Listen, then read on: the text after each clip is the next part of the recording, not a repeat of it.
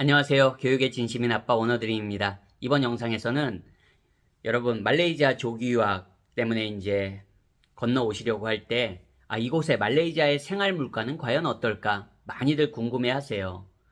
네, 말레이시아가 뭐 동남아 국가라고 우리가 보통 생각하잖아요. 그렇다고 하지만 실제로 물가가 많이 싸지는 않습니다.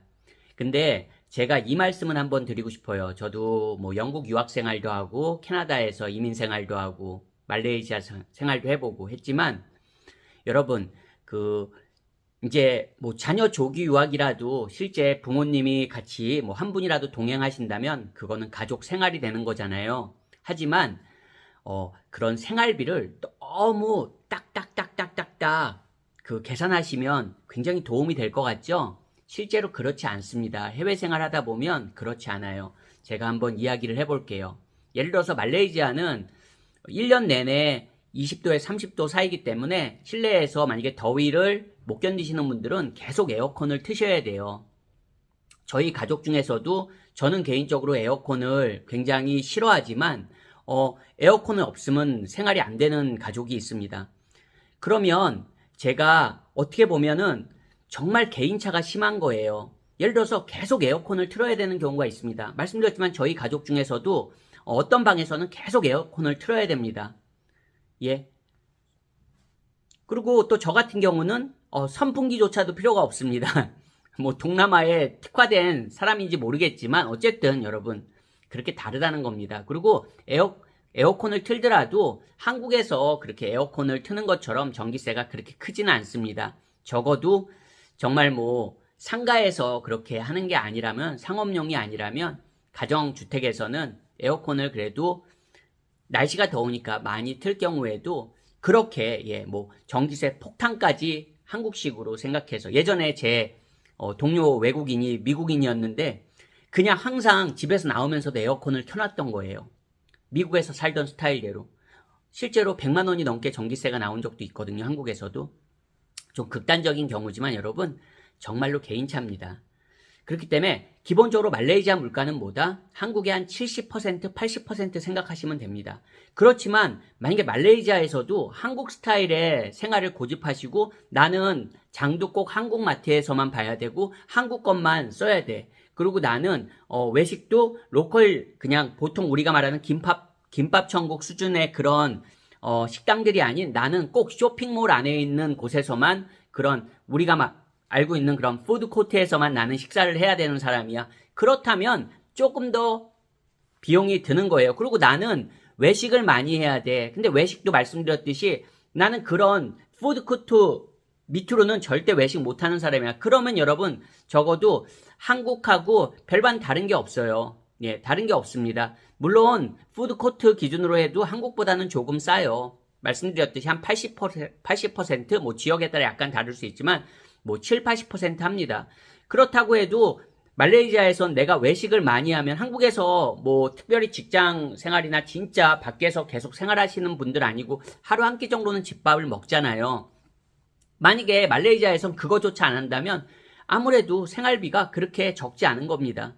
예를 들어서 아빠분들도 요즘은 뭐 많이 같이 오시는 가족들도 많잖아요. 아빠들도 자기의 생활 스타일에 따라서 정말 달라집니다. 일단 말레이시아는 기름값은 되게 저렴합니다. 리터당 한 600원 정도라고 보시면 될 것 같아요. 그래서 기름값은 저렴하기 때문에 뭐 기름값 걱정은 많이 안 하셔도 될 것 같습니다. 그렇다는 전제하에도 아빠 같은 경우에도 아빠가 예를 들어서 뭐 좀 음주를 즐겨 하세요. 그러면 여기서 예를 들어서 한국 소주를 매번 드셔야 된다면 한국 소주 값이 그렇게 저렴하지가 않습니다. 그러면 적어도 4, 5천 원 가까이 하거든요. 그러면 그런 거를 내가 자주 접하시는 분이라면 아무래도 내 씀씀이가 올라가지 않겠습니까, 여러분? 한국에서도 마찬가지잖아요. 한국에서도 뭐 술 좋아하시고 사람들 모이는 거 좋아하시고 이러면은 엄마들도 뭐 아이들 학교 보내놓고 뭐 브런치 카페 가시고 커피 마시고 뭐 식사하시고 모임 가서 이러면은 그게 빈도수가 늘어나면은 금액이 높아지는 것처럼 이것도 그렇습니다. 예를 들어서 어떤 분은 용돈을 학생들도 그렇잖아요. 학생들도 매번 그랩만 타고 이동하고 나는 정말 스타벅스급에서만 커피 마시고 식사도 그래도 괜찮은 쇼핑몰에서만 한다면 여기서도 말레이시아에서도 쿠알라룸푸르 기준으로 거의 100만 원 가까이 쓰지 않겠습니까, 여러분? 네. 하지만 또 어떤 학생들은 그냥 로컬식 식당에 가서 한 끼 먹고 그러면 돈 3,000원이면 해결되고 돈 3,000원도 안 하는 경우도 있고 심지어는 뭐 그런 식당에 따라서 돈 2,000원에도 먹을 수 있는 뭐 국수들도 많이 있으니까요. 이곳에서는 아주 흔하니까요. 만약에 그런 식으로만 뭐 생활하고 가끔 그냥 외식하고 일반적으로 그런 식당에서 내가 주로 식사를 한다면 정말로 한 2, 30만 원에도 나는 충분히 살 수 있는 겁니다, 여러분. 넉넉하게. 이거는 정말 개인차입니다. 그렇기 때문에 누구는 100만 원에 살아요. 만약에 100만 원에 산다 그러면 네? 여러분도 100만 원에 사실 수 있습니까? 한국에서도 마찬가지잖아요. 한국에서도 어떤 분들은 200만 원으로 다 한 가족이 사는 분들도 계시고요. 1,000만 원이라도 가족이 오히려 모자란 경우도 있어요. 장 보는 비용이다, 외식 비용이다, 여행 비용이다 해가지고. 하지만 말레이시아는 정말 하기 나름이에요. 하기 나름입니다. 내가 말레이시아에서도 한국에서 하는 거 다 할 경우에는 비용이 더 들면 더 들었지 절대 덜 들지 않습니다. 그거는 선진국 기준으로도 마찬가지예요. 물론 선진국하고 비교해서 말레이시아의 가장 큰 장점은 분명히 있죠. 이런 교통비가, 대중교통비가 굉장히 저렴하다는 거. 한국하고 비교해서도 저렴하고 대중교통 비용, 이런 택시비 같은 거, 그랩 이용하면 정말 너무 저렴하잖아요. 한국하고 비교할 수 없을 정도로. 선진국하고는 더 하겠죠. 그리고 렌트비 같은 경우도 아직까지는 그래도 KL 쪽이나 이런 쪽에서는 조금 덜 할지 모르지만 아무래도 저렴한 렌트들도 분명히 있으니까요. 그런 거 생각한다면 또 말레이시아는 그런 메리트가 있는 겁니다, 여러분. 생활비나 이런 거는 정말로 개인차예요. 그렇기 때문에 이런 거에 대해서 전기세 그렇게 크지 않습니다. 휴대폰 요금 그렇게 부담되지 않습니다. 휴대폰 요금도 부담되지 않고요. 인터넷 요금 그렇게 부담될 정도 아닙니다. 진짜 프로게이머 아니신 다음에는 인터넷도 부담될 정도 아니에요. 그렇다면 여러분 생활비나 이런 거는 정말 개인 스스로 생각하시면 됩니다. 물가가 이 정도인 전제에서 한국의 한 7, 80%라는 전제에서 내가 쓰기 나름입니다. 이런 거를 갖다가 장보기 물가가 저도 그런 영상을 몇 번 올리기는 하지만 전기세 얼마나 나와요, 달 평균.